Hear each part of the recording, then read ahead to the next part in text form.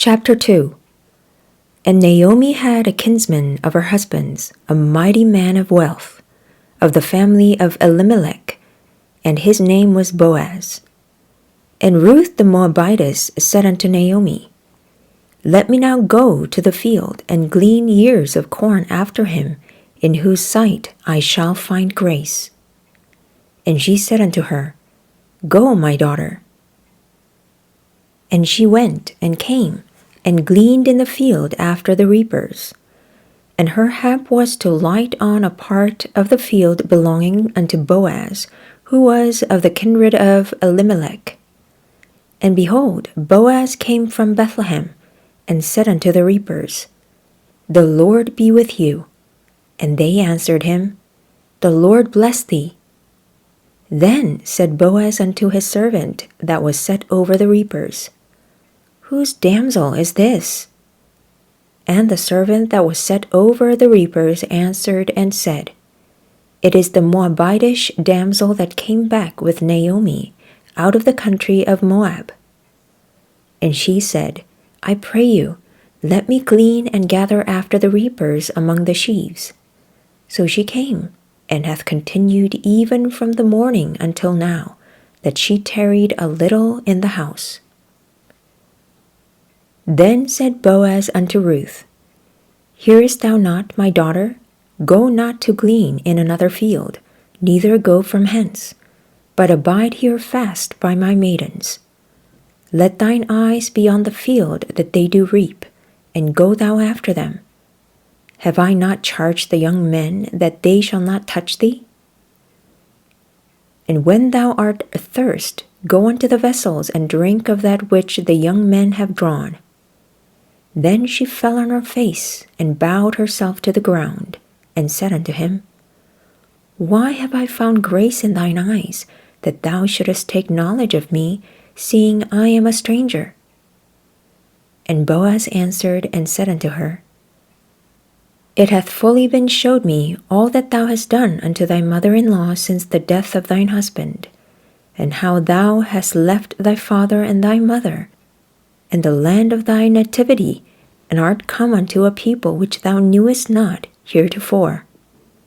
The Lord recompense thy work, and a full reward be given thee of the Lord God of Israel, under whose wings thou art come to trust. Then she said, Let me find favor in thy sight, my Lord, for that thou hast comforted me, and for that thou hast spoken friendly unto thine handmaid, though I be not like unto one of thine handmaidens. And Boaz said unto her, At mealtime come thou hither, and eat of the bread, and dip thy morsel in the vinegar. And she sat beside the reapers, and he reached her parched corn, and she did eat, and was sufficed, and left. And when she was risen up to glean, Boaz commanded his young men, saying, Let her glean even among the sheaves, and reproach her not. And let fall also some of the handfuls of purpose for her, and leave them, that she may glean them, and rebuke her not. So she gleaned in the field until even, and beat out that she had gleaned, and it was about an ephah of barley. And she took it up, and went into the city, and her mother-in-law saw what she had gleaned, and she brought forth, and gave to her that she had reserved after she was sufficed. And her mother-in-law said unto her, Where hast thou gleaned today? And where wroughtest thou? Blessed be he that did take knowledge of thee. And she showed her mother-in-law with whom she had wrought, and said, The man's name with whom I wrought today is Boaz. And Naomi said unto her daughter-in-law, Blessed be he of the Lord, who hath not left off his kindness to the living and to the dead. And Naomi said unto her, The man is near of kin unto us, one of our next kinsmen.